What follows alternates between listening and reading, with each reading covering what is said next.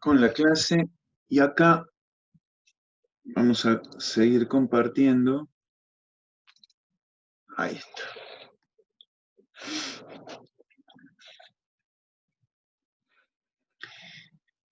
Bueno, ¿quedó claro entonces?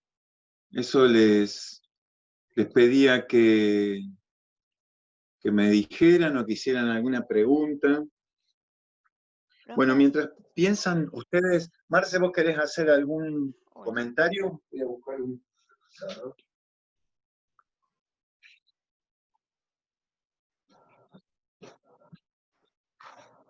No, dale, seguí nomás. ¿Seguimos nomás? Seguí nomás con... Parece que lo tienen clarísimo los pibes. A mí la parte de la superficie freática me quedó ahí medio... No lo entendí del todo. ¿Qué es lo que no entendiste? El concepto de superficie freática. ¿Qué quiere decir freática? Ah, es que todavía no lo hemos definido. Ah, está. No está definida. Está. Okay. Es decir, cuando nosotros tenemos el límite, por eso les hablé de zona saturada, que es esta, no era lo que quería, ahí está.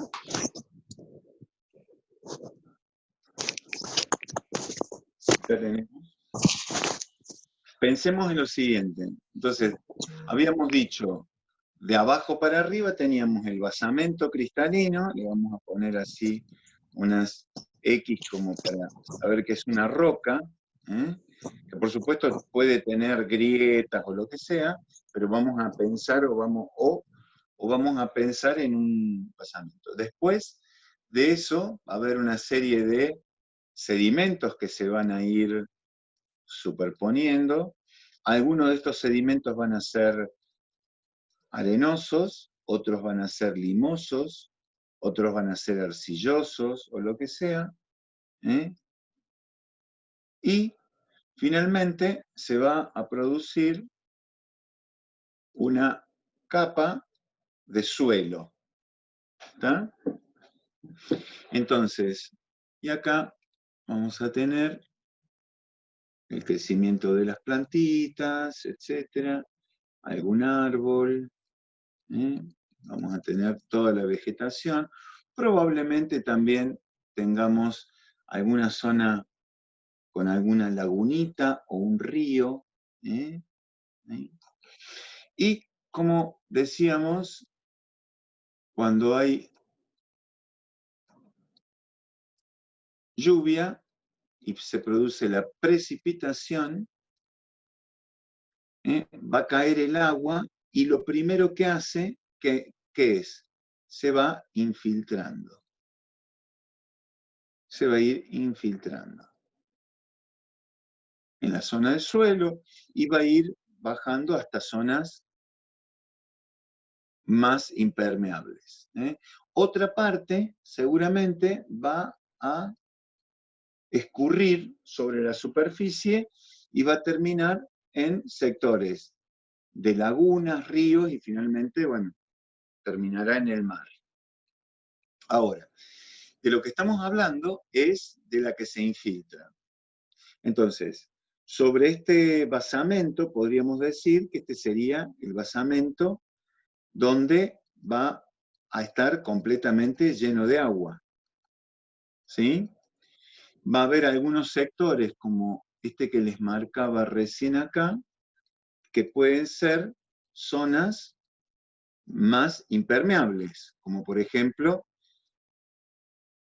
en algún lugar, en algunas de estas formaciones en la provincia de Buenos Aires, que han sido zonas de lagunas o zonas de marismas que han generado un material extremadamente fino, como por ejemplo, bueno, lo que les comentaba, la arcilla azul, que es la base del Puelches. Entonces, sobre este material se va a ir subiendo, se va a ir saturando, porque no puede pasar, digamos, no hay, vamos a poner acá, no puede pasar para abajo el agua, ¿sí? Es tan impermeable que no puede pasar el agua para abajo. Por lo tanto, como si fuera una pileta o como si fuera un lago, esto va a producir una zona de saturación. Hasta acá. Entonces, acá toda esta zona va a estar completamente saturada de agua. Entre los granos, quiero que quede claro esto, entre los granos, y encima va a ser, entonces acá tendríamos zona saturada, y en esta zona, que tendría zona de infiltración, subsaturada. ¿Vamos bien? ¿Hasta acá? Por el momento les estoy repitiendo de otra forma lo que estábamos viendo en la diapositiva anterior. Muy bien. Este límite que vemos acá, que se los marco con color amarillo, amarillo es horrible, vamos a marcar así. Este límite que se ve acá es una zona, es una superficie, acá lo vemos como si fuera una línea, pero en realidad es una superficie. Esta superficie que limita la zona saturada de la subsaturada, lo vamos a llamar nivel freático. Entonces, voy a poner solamente NF o freat, como para no tener que poner toda la palabra, freático. Ese es el nivel freático. Entonces sería la superficie que separa la zona saturada de la zona subsaturada. Uno pensaría que este límite es completamente horizontal. En realidad es plano, pero es variable. No es horizontal, no es una plancha, no es una madera perfecta, sino que tiene distintas características porque este suelo puede tener una pendiente, por ejemplo, y ahí estoy respondiendo un poco lo que había dicho, lo que preguntaba Rocío. Este suelo puede tener una topografía que tenga una pendiente hacia allá, aunque sea muy poquito, pongamos una pendiente del 3%, que es una pendiente pequeña, pero no, digamos, que se le da. Esta pendiente de la superficie también va a influir en el subsuelo. Entonces, es muy probable que el agua de la zona saturada también tenga una dirección. O sea que la superficie, la topografía de la superficie también va a estar condicionando en parte la escorrentía de la zona saturada. ¿Se entiende? Por supuesto que la topografía subterránea de esta zona impermeable también va a condicionar el movimiento del agua subterránea. Si, por ejemplo, en este sector hubiera una zona como esta, ¿la ven? ¿Ven lo que estoy marcando? Y esta línea no estuviera, en este sector probablemente el agua quedaría estancada y habría escorrentía en la zona, escorrentía no, habría movimiento de agua en la zona saturada, en la zona superior, pero en este sector actuaría como una zona donde el agua quedaría completamente estancada. ¿Se entiende esto? No lo quiero llamar ni laguna ni nada de eso porque no lo es, pero sí es una zona donde el agua no se movería. Quedaría como fósil, podría estar ahí millones de años. ¿Se entiende? ¿Mm? Vayan dándome el ok, acuérdense, ¿no? Así yo voy chequeando si lo van entendiendo. Sí, se entiende, profe. Y una pregunta, esta, digamos, hondonada, ahí es donde se hace como el acuífero, digamos, donde se guarda el agua. No, Ah, no estoy hablando de acuífero todavía. En este caso, el acuífero sería todo esto, todo, incluyendo esa pequeña zona. Estoy dando algunas características topográficas de fondo, todo esto, y relacionado con la topografía de la superficie. ¿Ah? Y O sea, repercute, digo, perdón. tiene, por ejemplo, en zonas llanas, esto no se nota tanto, pero en zonas, por ejemplo, de montaña, por ejemplo, voy a dibujar acá una zona de montaña, ¿no? Así como si fuera un valle, es otro dibujo, no lo quiero borrar a este, bueno, voy a hacer algo así, esperen, voy a guardar y ya lo borro a este. En el caso de una zona de un valle, en donde acá hay un río, acá hay un río, ¿tá? La zona, el agua subterránea va a tener esta forma, va a ser así. Va a seguir la topografía de superficie, pero se va a ir acercando hasta la zona, hasta donde la zona saturada va a estar a la misma altura que el río. Vamos a ver que estas características cambian según los distintos ríos, pero en términos generales ustedes pueden ver esto, ¿sí? Si, por ejemplo, les estoy digamos, tirando más data, pero después les tiro data y después lo vamos explicando. Si en el caso, por ejemplo, que hubiera acá, por ejemplo, un sedimento impermeable, este sedimento fuera impermeable, ¿qué pasaría acá? Esto no ocurriría. ¿Qué pasaría? El agua infiltrada llegaría hasta acá, ¿no es cierto? Porque todo esto sería zona saturada y esta parte de arriba sería la zona subsaturada. ¿Lo ven? Entonces, ¿qué habría acá? Un manantial. Entonces, en este punto de la montaña, nosotros encontraríamos un manantial. ¿Lo ven a esto?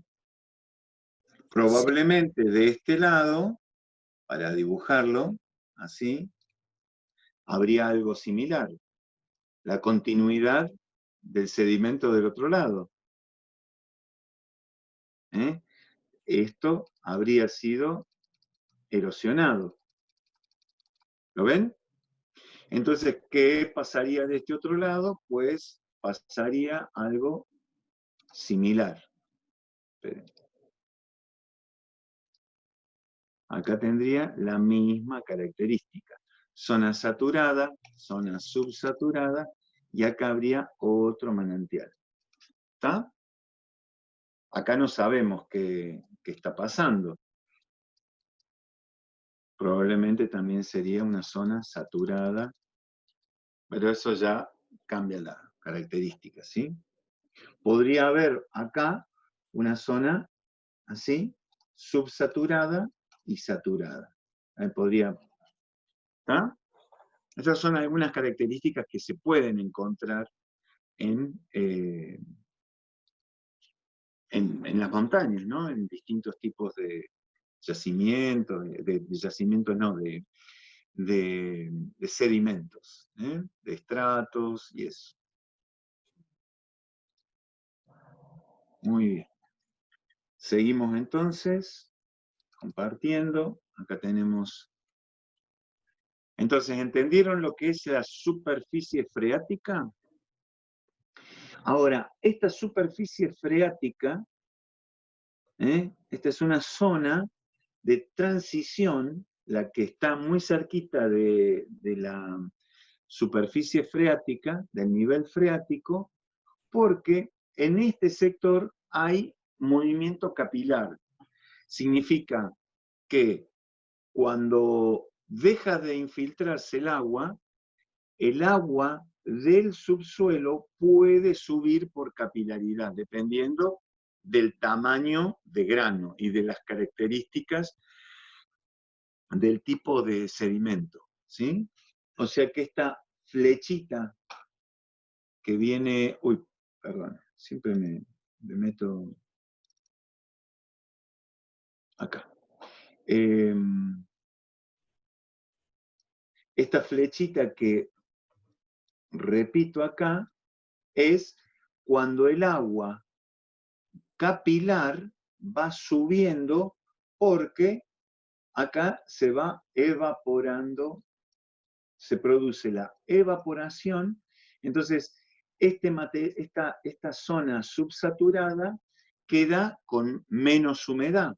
Por lo tanto, cuando la zona más cercana a la zona saturada se queda sin humedad, tira de alguna forma, el agua va subiendo.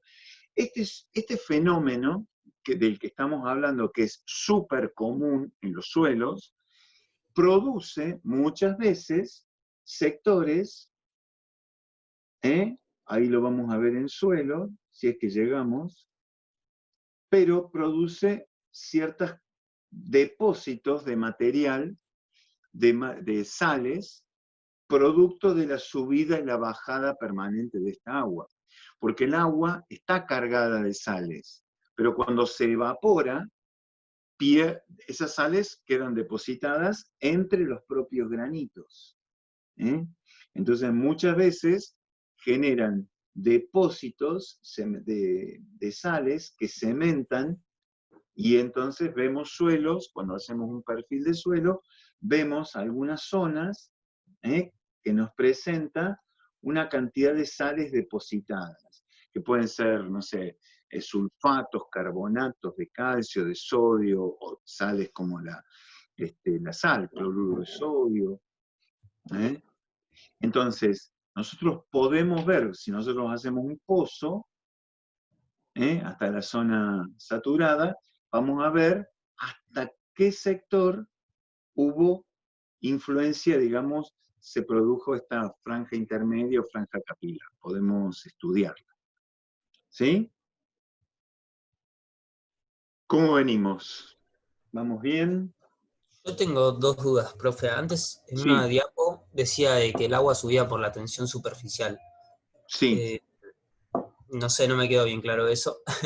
Y después Bueno, también, en el gráfico acá aparece, o sea, cuando aparecen, digamos, los granos y el agua, hay uno que dice agua capilar y la otra dice agua pelicular. Quería ver si había una diferencia o si es lo sí. mismo.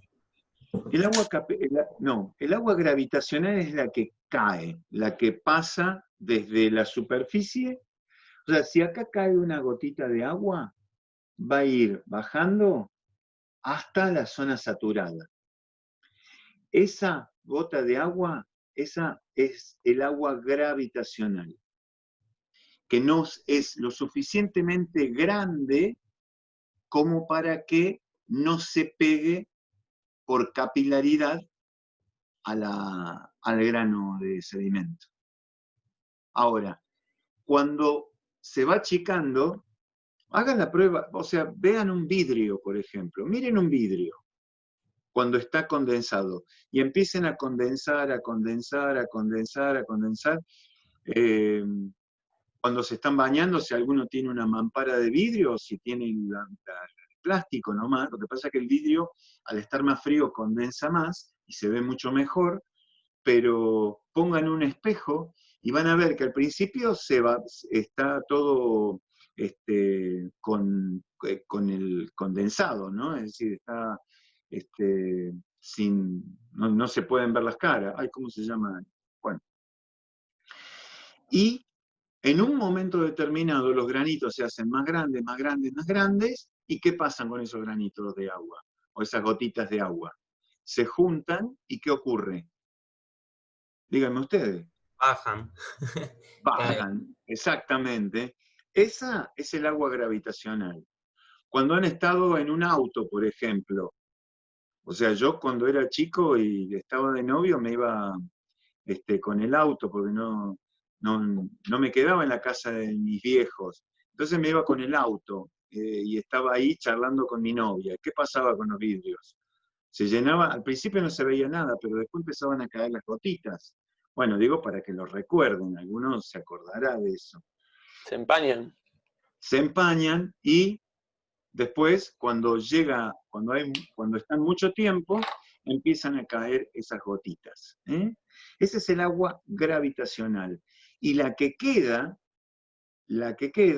es el agua capilar y el agua higroscópica. El agua higroscópica es la que podemos ver. La gotita pegada al vidrio. Y el agua capilar es la que moja, la que está mojando el material, pero que simplemente vemos mojado, pero no vemos el agua a simple vista. ¿Lo ven estas tres características? Joya, sí. Y ¿Ah? abajo dice agua pelicular en vez de capilar. Y es más o menos lo mismo. O Es sea, el agua similar. es lo Sí, mismo. sí, sí, sí. Ok, Sí, ok. porque abajo, cuando decís abajo, ¿dónde? Digamos, en el gráfico de los granos Bueno, de abajo, sí, dice. sí, sí. Sí, es lo mismo. Es Joya, lo gracias. mismo lo que estamos. Lo que pasa es que en el caso de la pelicular, cuando hablamos de pelicular, la diferencia es que esa agua pelicular es la que permite el movimiento. Acá hay un movimiento, pero hacia arriba, ¿se entiende? Es la que permite por capilaridad que el agua suba, cuando el agua superior está más seca. Por eso se produce el ascenso del agua por capilaridad. ¿Se entiende?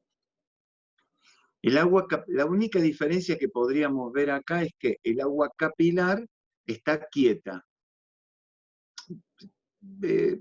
Son conceptos nada más, no es que...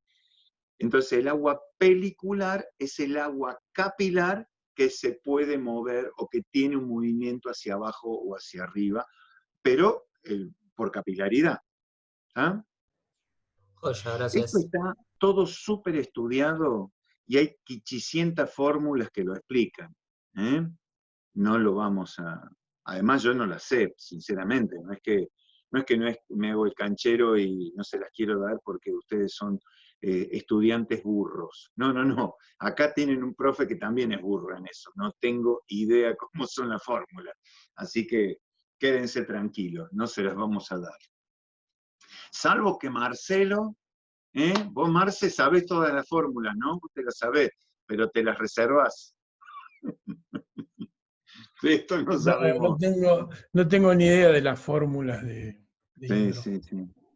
Es muy interesante. El agua es un elemento o el elemento más increíble que se puede encontrar en el planeta Tierra, ¿no? Porque realmente las características que toma a distintas temperaturas, el agua a muy alta temperatura es como, estamos hablando de otra cosa, ya no se comporta como el agua. Por eso es tan interesante el manejo. Y fíjense, el agua tiene características tan extrañas como que la densidad del agua es máxima cuando está a 4 grados. Uno dice, ¿cómo? ¿A 4 grados? Uno diría, ¿y qué significa máxima densidad? Que es el agua más comprimida, donde las moléculas están más cercanas.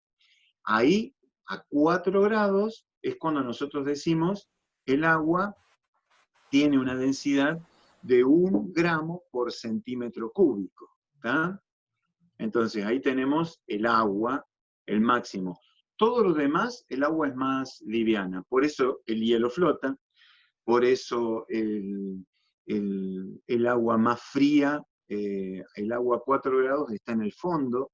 Entonces, bueno, ese tipo de particularidades que tiene el agua que en la Antártida sobre todo, o en zonas muy frías con hielo, se producen estos fenómenos, ¿no? Es súper interesante. Bueno, ahí en los mares se complica un poco porque la presencia de sales también influye en la densidad del agua, por lo tanto, ahí es como que la mezcla, en las zonas donde se mezcla el agua dulce de los glaciares, por ejemplo, con el agua salada, todos esos fenómenos son bastante complejos, ¿no? Y bueno, todas estas características del agua generan estos fenómenos. Bueno, esta diapositiva creo que está lo suficientemente explicada, pero me parece que vale la pena porque son fenómenos que van a estar ustedes, los van a ver, cuando vean suelos, van a ver un montón de situaciones, de características de los suelos que tienen directa relación con esta imagen que vemos acá. Van a ver que el suelo presenta ciertas características cuando está saturado. Van a ver esto que les contaba, la presencia de zonas de la franja capilar donde se generan depósitos de sales. Van a ver las zonas de resquebrajamiento columnar por las características del suelo, presencia o ausencia de humedad en el suelo, etcétera, etcétera, etcétera. Esta particularidad también del agua capilar, el agua higroscópica y el agua gravitacional es clave para las plantas. En un suelo donde empieza a desaparecer el agua higroscópica, es cuando, obviamente, se produce digamos, las plantas ya no pueden tomar, porque las plantas pueden tomar el agua hasta cierto nivel, pero hay un nivel de agua capilar que no llegan a tomarlo las plantas. Esto se comprueba de la siguiente forma. Agarren ustedes una maceta donde se les secó la planta, no la regaron, ¿no es cierto? Bueno, muy bien. Se les secó la begonia. Entonces ustedes dicen, bueno, se quedó sin agua. ¿Qué dirían? ¿Que la tierra esta no tiene nada de agua o que tiene agua? Díganme ustedes. ¿Tiene agua o no tiene agua? ¿Cómo, Tiene, Eric? pero No, muy poca. Que no la llega. para mí no tiene directamente. No tiene directamente. A ver, ¿qué más? ¿Quién da más? Para mí ¿Quién da está abajo de todo el agua. ¿Abajo dónde? ¿Abajo de la maceta? Estamos hablando Sí, de una abajo de la maceta, maceta. ¿sí? En el fondo de la maceta. Bueno, Sí. ¿qué más? A ver, No, porque se va por el agujerito, ¿viste? Tiene un agujerito. se va por el agujerito. Claro, esa porque no le hiciste el agujerito, Laura.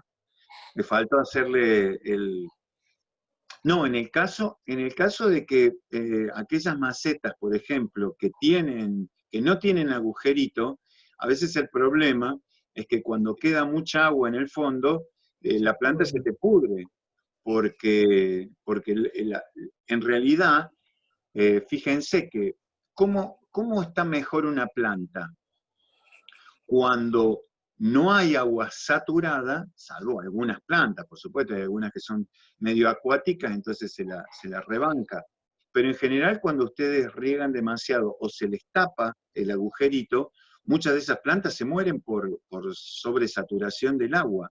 Entonces lo mejor es una zona bien drenada, pero que ustedes la rieguen. Entonces, ¿qué es lo que tiene que tener esa maceta? Tiene que tener agua higroscópica. Pero si ustedes se olvidaron o se fueron de vacaciones y dejaron las macetas y nadie que les regara, se les secaron todas las plantas.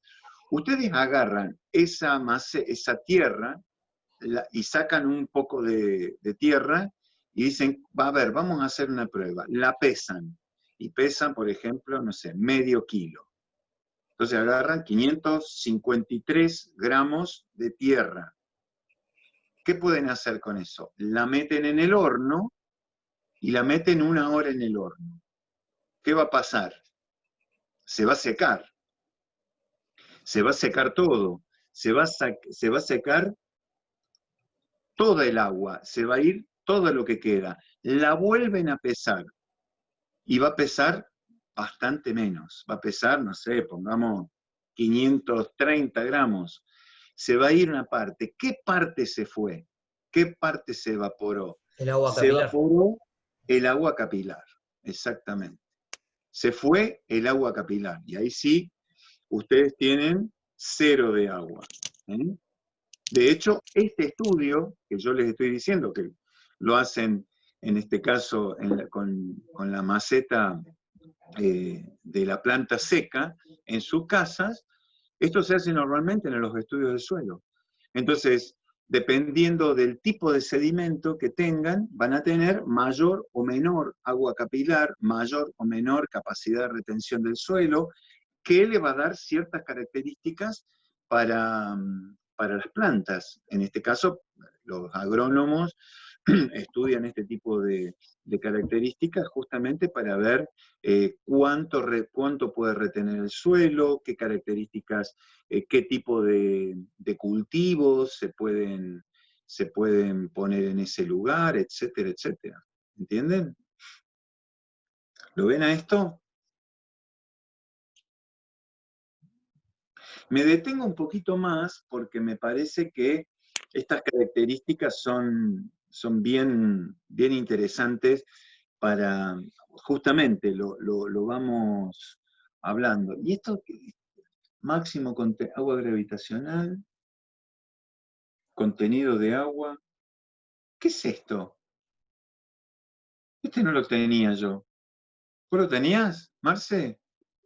Sí, sí, está. Máximo contenido de agua gravitacional, Ahí está. agua capilar, agua higroscópica. ¿Saben lo que vamos a hacer con este? Lo borramos. A ver, ¿este de dónde salió? Este no me acuerdo. Franja capilar, edáfica. Bueno, este Una sí, clase ¿ven? vieja. Sí, pero ese qué raro, ese no lo tenía.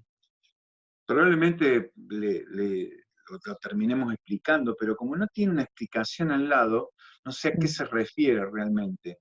Y para no... Esto es lo mejor, siempre es lo menor. Lo mejor es, cuando no se entiende, lo borramos para no confundir. Muy bien. Este sí, que es un poco un resumen de lo que yo les he estado comentando. ¿Ven? Una zona, siempre el nivel freático,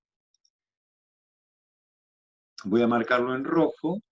Fíjense, el nivel freático, la franja capilar, una intermedia y la franja edáfica. Acá le vamos a meter un poquito más. ¿Ven? Esto es en épocas de sequía, podríamos poner así, ¿no?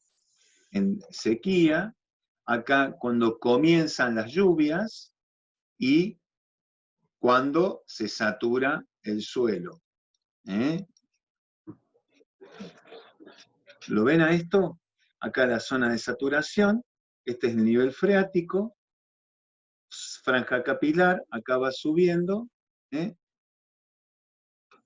y cuando el nivel freático está muy cerca de la superficie. Entonces nosotros hacemos un pozo de 1 metro y ya nos encontramos con el nivel freático. ¿Qué pasa si nosotros hacemos un pozo, como si hacemos un pozo acá, si hacemos un pozo acá, Sí. y si hacemos un pozo acá? ¿Qué va a pasar? En el último Acá nos vamos. inundamos todo. ¿Eh? En el Sí. último nos inundamos, digo. Sí. En realidad no nos inundamos, vamos a hacer un pozo y vamos a poder poner, ¿qué? Acá ponemos un aljibe y nos vamos a morir de sed. Acá ponemos un aljibe y vamos a tener que raspar el fondo para sacar un poquito del agua.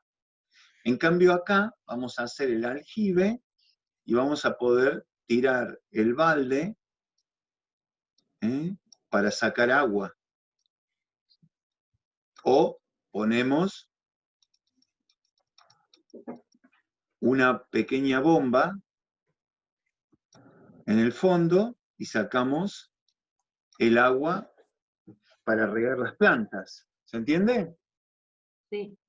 Estos son los pozos de los más comunes, los que podemos ver en las casas antiguas.